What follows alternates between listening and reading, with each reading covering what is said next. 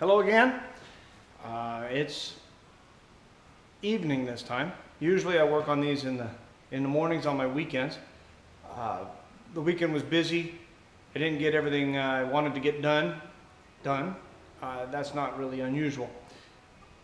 I had some cleanup to do. There's always lots of cleanup, but I'm kind of in a cleanup mode, so we're doing more of it. I had to do a little work on my truck just to make sure I could get it to work.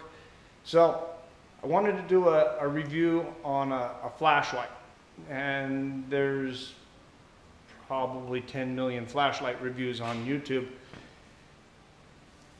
Probably not this one. I looked and I didn't see any out there. This is a Firelight survival flashlight made by Rugged Incorporated. I'll put a link to their website in the description. In full disclosure, in the interest of full disclosure, the people that manufacture this are related to my adopted brother's wife. I'm not 100% sure on the connection. I think it's a brother-in-law kind of thing. Anyway, she was my brother's wife was telling me about this thing and telling me how super duper it was. And well, to be honest with you, I decided to put my money where my mouth is, and I bought it. And I told them straight up, I'm going to check this thing out, and I'm not going to treat it kindly, and I'm going to let you know what I think. So I'm going to show you what I think. It's dirty. It got used. Okay, it still works. So I'll zoom in a little bit, and we'll go over some of the features on this guy. We're going to compare it to some of my other lights. We're not going to get into depth on these guys. It's not about that. I'm sure you can find reviews on these somewhere. So that said, I'll give you the skinny on this thing. This thing is billet aluminum as far as I can tell. It has a very aggressive knurling on the handle and around the lens here. That's good. It gives a good grip. It attracts dirt and keeps it in there. Now I'm gonna take it, clean it off with brake clean. I have cleaned it before with brake clean. It does not seem to damage the anodizing. The end cap is, I believe that's stainless steel or steel at the minimum. It's intended to be used as a hammer. It's rated for use as a hammer. If you were driving a stake or something and you missed and hit your hand, that might be a little bit tough to not scream bloody murder. The light itself, the body, is easily the most robust flashlight I've been exposed to. It's intended to be a survival flashlight. Okay. It's pretty basic. It's got a switch. One switch turns it on. It doesn't do anything besides on and off. There's a port here for charging. It's a mini USB or something. And the light is available with a solar-powered charger. The particular charger looks identical to one that can be purchased from, say, Walmart, approximately $15 last time I looked. There's no charge indicator light. In other words, I don't have any idea of knowing if this thing is actually charged or charging. The charger has a few lights on it that blink and light, and as far as I can tell, it does charge the light. I don't know how well or how full it gets, but it does work. I also use the charger to charge my cell phone. At work, when I was using this I didn't always have access to sunlight. So without direct sunlight, the charger didn't seem to do much at all. But if it was in the sun, it seemed to work. So, okay, compared to a Stinger, it's just a little longer. The body is just a little bit fatter. I have, at work, I use a Stinger. And these are my home units. The one at work doesn't have any coloring left on it. I have a holster that I carry the Stinger on my belt with. I have two of them. One of them, this one doesn't work in. The other one, my older one, it did. So I was able to carry it around most of the time. The problem I had with the holster, the way it's shaped, it comes up here and it engages the light switch. I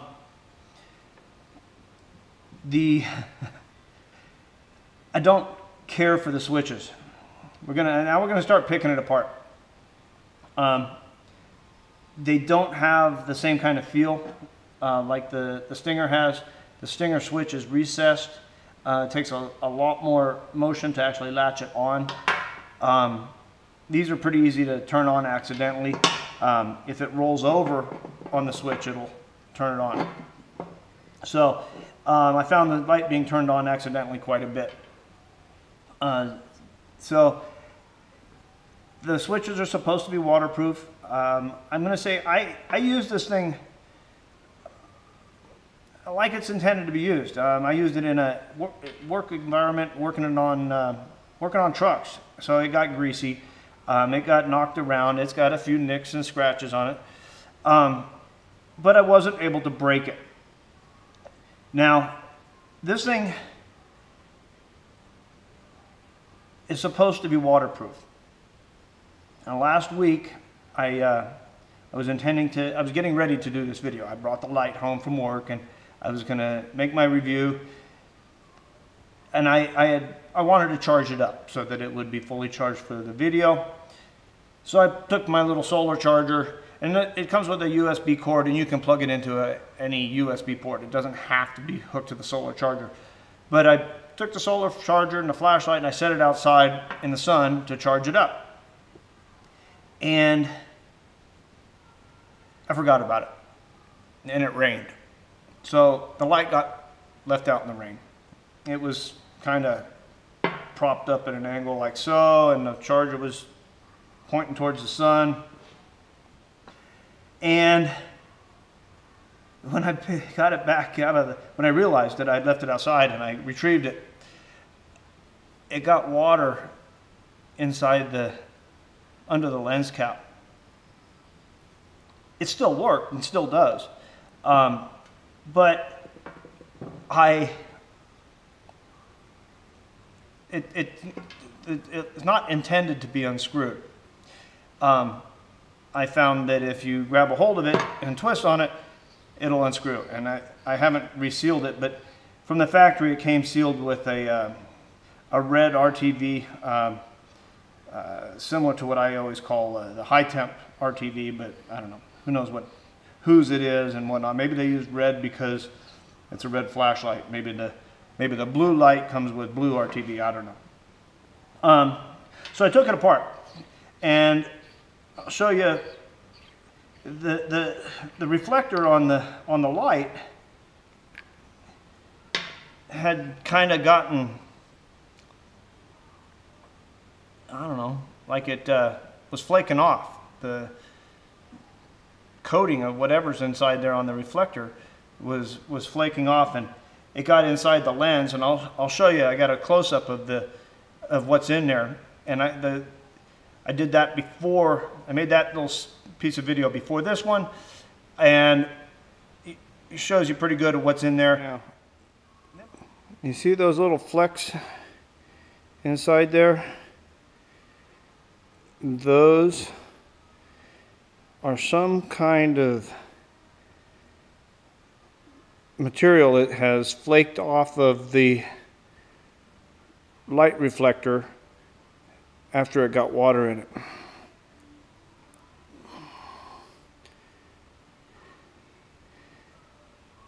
And you see, those are not all of them are a reflection because they rotate with the lens there. And then my intention was to wipe it off with a paper towel because I assumed it was just floating on there, and it doesn't wipe off. So I thought, well, water got on it and made it come off of one surface onto the other. So I spit on it, on the redneck that I am, and that didn't take it off. At this time, I'm going to say the stuff that's in there on the lens, specks and flakes, I guess they're on there. I don't know what else to. I don't want to go after it with something aggressive yet. I may make another attempt with some glass cleaner or something before I screw it back together and seal it. I think an O-ring under the lens would be a good idea. And then the idea of sealing the flashlight together with RTV, quite functional, but I think an O-ring might be a better way to go. And down inside here, where the batteries go, I managed to break that loose when I was trying to take it apart. And it's full of RTV as well. But it only turned a little ways, and then it felt like I was, honestly felt like I was twisting up some wires inside there. So I stopped and I put it back together. One thing this light does have that, as far as I know, no other light is going to have. Under the cap, it has water in it. If you can see that, that's a little electrode. Now the idea here, it's got two positions. One is for storage, and the other is for use. And you plug those in, and you activate the other switch, red for fire. Can you see that thing? It's getting hot. Now,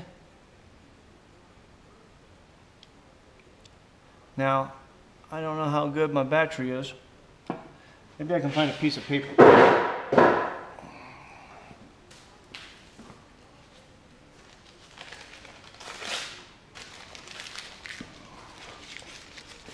This is just a piece of notebook paper.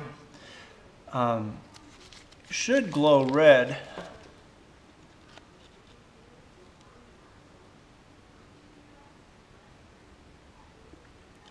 Now, I don't have any idea how live the battery is, but I have not used it for anything significant since it was left outside to charge. So there you go. It doesn't. It probably doesn't appreciate being low on battery. Once again, no battery indicator. I don't know if it's working or not. I will tell you that I have seen it work. It will light a fire. I brought it to work and was messing with one of the guys. I set his lunch bag on fire. But it does work when the battery's hot. So the idea is you push the button, this thing gets red hot with some tinder, and you can start a fire. I'm going to imagine that is where the term Firelight comes from. So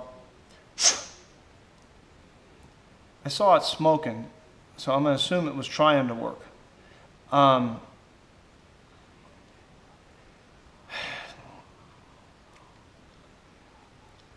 It's a neat idea.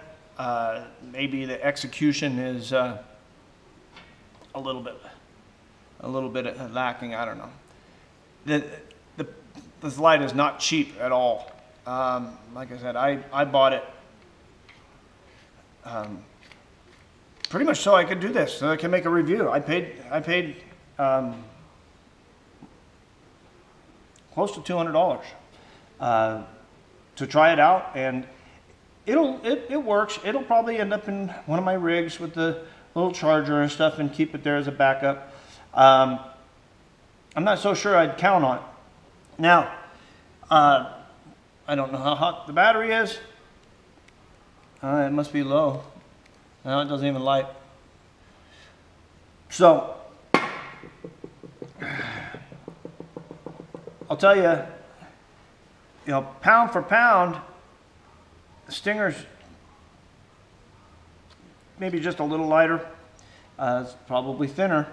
The Stinger is probably twice as bright. This little guy, I paid too much for it because it says Mac Tools on it, and I kind of customized it a little bit. This one had a little problem with the switch on the end getting turned on accidentally, so I machined this little ring and put it on there. I believe this flashlight uses the same battery as the Firelight, and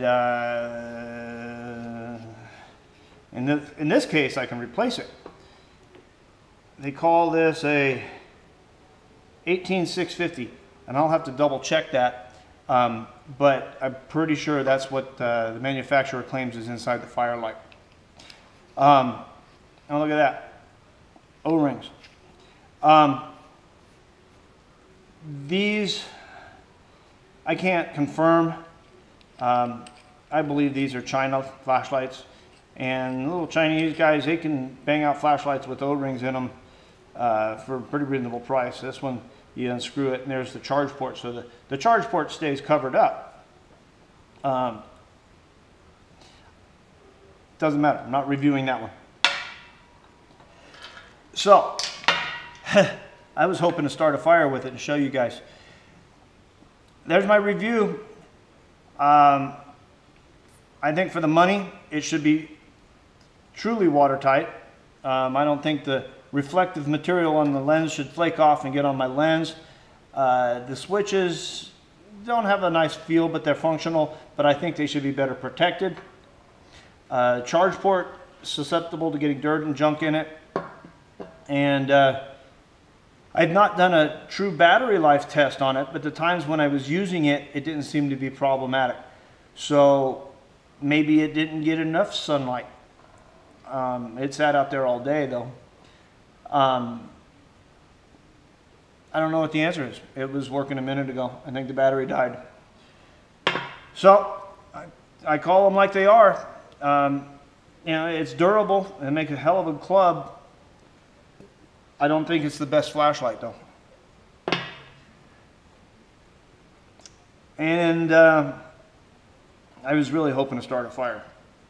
So thank you, and I'll put the manufacturer's website in the comments, and I will. There are some YouTube videos that the manufacturer has produced. I'll link the other videos in the comments as well. Thank you very much. Have a great day.